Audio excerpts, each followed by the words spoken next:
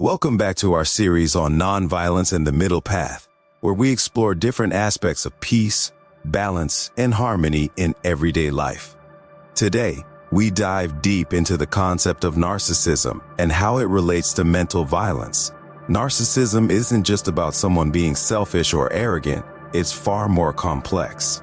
Many people, knowingly or unknowingly, suffer from the psychological and emotional impacts of narcissistic behavior, both in personal and professional settings. But is narcissism a form of violence? Can it cause harm on the mental and emotional level? In this episode, we will explore these questions and provide insights on how to protect ourselves from the negative effects of narcissistic behavior. To understand the harm narcissism can cause, let's first break down what narcissism truly is. Narcissism is a personality trait that exists on a spectrum. It ranges from healthy self-esteem to narcissistic personality disorder, a more extreme and destructive form. Psychologists define narcissism as a pattern of grandiosity, a need for excessive admiration, and a lack of empathy for others.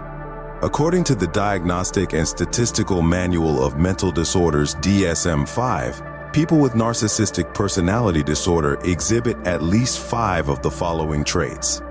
1. Grandiose sense of self-importance. They exaggerate their achievements or talents. 2. Preoccupation with fantasies of unlimited success, power, beauty, or ideal love. 3. Belief that they are special and unique and can only be understood by people of a higher status. 4. Need for excessive admiration. 5. Sense of entitlement, expecting special treatment or automatic compliance with their expectations. 6. Exploitation of others for personal gain. 7. Lack of empathy, inability to recognize or identify with the feelings and needs of others. 8. Envy of others, or belief that others are envious of them. 9. Arrogant or haughty behaviors or attitudes. While everyone may display 1 or 2 of these traits occasionally, someone with narcissistic personality disorder consistently exhibits many of them, creating a toxic dynamic in their relationships. Now, let's address the key question. Is narcissistic behavior a form of violence? While it may not involve physical aggression, the impact of narcissistic behavior can be a form of mental and emotional violence. Mental violence involves emotional manipulation, gaslighting, and degradation. Narcissists tend to exploit others' emotions, creating chaos, confusion, and self-doubt in their victims. This abuse can be insidious, and because there are no physical scars, many people don't even realize they're being abused until significant damage has been done. There can be following narcissistic abuse in personal relationships. 1. Gaslighting. One of the most common tactics narcissists use is gaslighting, a form of psychological manipulation where they make the victim doubt their own reality. For instance, if a partner confronts a narcissist about their rude behavior, the narcissist might say, "You're too sensitive," or "I never said that," causing the partner to question their perception of events. 2. Emotional manipulation. Narcissists often employ emotional manipulation, such as guilt tripping, to maintain control. For example, in a romantic relationship, a narcissist might manipulate their partner by saying, "If you really loved me, you would do this for me," putting the burden of their happiness on the other person. 3. Silent treatment. The silent treatment is another tactic, a passive-aggressive way of punishing someone for not complying with their demands. This can lead to feelings of isolation and abandonment, love bombing, and devaluation. In the beginning, a narcissist may overwhelm their target with affection, gifts, and attention, a phase called love bombing. Once the victim is emotionally invested, the narcissist shifts to devaluation, criticizing or withdrawing affection, leaving the victim confused and insecure. Narcissism can also manifest in professional environments, leading to workplace bullying and toxic leadership. 1. Exploitation of colleagues. Narcissistic bosses or coworkers may take credit for others' work, belittle colleagues, or undermine their efforts to maintain control and superiority. For example, A narcissistic manager might publicly praise their own leadership while attributing team success to themselves rather than acknowledging team effort. 2. Manipulation for personal gain. Narcissists in the workplace often manipulate others to climb the corporate ladder, disregarding the impact on their colleagues. They may form alliances only to discard those relationships once they've achieved their goal. 3. Toxic work environment. In a narcissist-led workplace, the environment can become toxic, with backstabbing, favoritism, and endless power struggles. This can lead to high turnover, low morale, and burnout among employees. Now that we've explored the destructive behaviors of narcissists, let's shift our focus to how one can protect themselves from such individuals. Here, we can draw on wisdom from various philosophical traditions to guide us in setting healthy boundaries and protecting our mental well-being. First is the Buddhist perspective known as the middle path. In Buddhism, the idea of the middle path encourages balance and mindfulness in all areas of life. When dealing with a narcissistic individual, the middle path can guide us to avoid extremes, whether it's becoming overly reactive or completely passive. It teaches 2 lessons: mindfulness and non-attachment. By practicing mindfulness, we can become more aware of the narcissist's manipulative behaviors without becoming emotionally entangled. When a narcissist tries to provoke a reaction, mindfulness allows us to observe our emotions and choose how to respond, rather than reacting impulsively. On the other side, non-attachment teaches us not to place our self-worth in the hands of others. By detaching from the narcissist's opinions and manipulations, we can maintain our peace and clarity. Second is Stoicism, that teaches control what you can.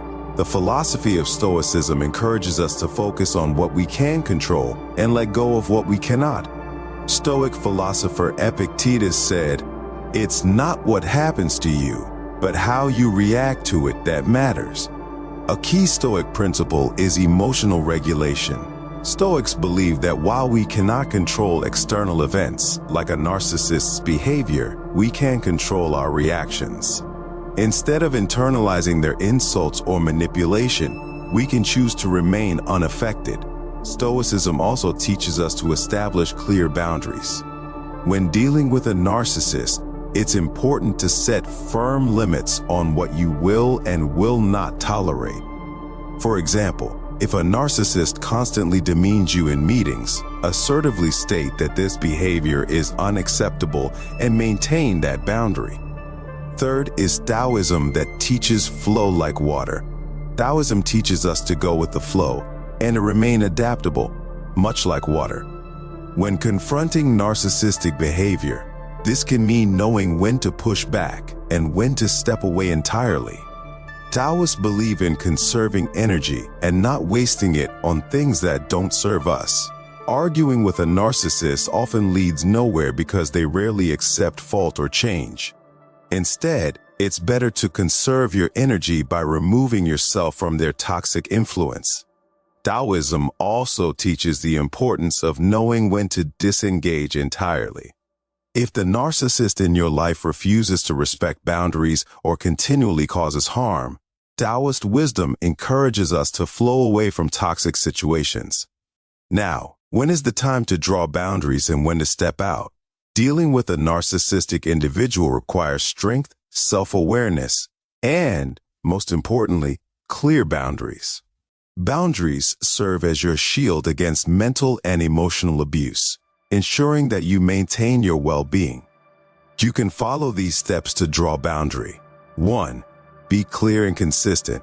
Clearly communicate your boundaries in a firm but respectful manner.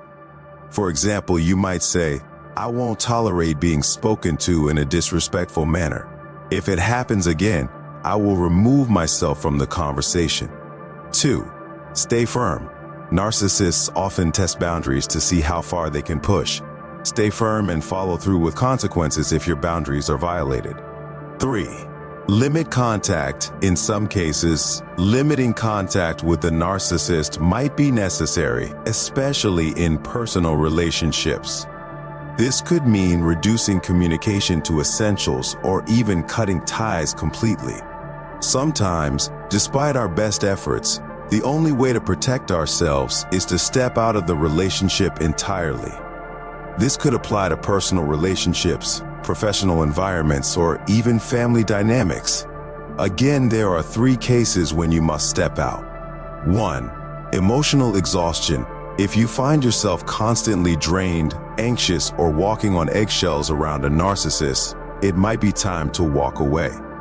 Prolonged exposure to narcissistic abuse can take a severe toll on mental health. 2. Repeated boundary violations. If the narcissist continually disregards your boundaries, it shows a lack of respect and consideration for your well-being. In such cases, stepping out is an act of self-preservation. 3. Physical and mental health decline. If the narcissistic behavior has led to a decline in your mental or physical health, it's crucial to prioritize your well-being. Seek professional help if necessary, and remove yourself from the toxic environment. Narcissistic behavior, though often subtle, can be profoundly destructive.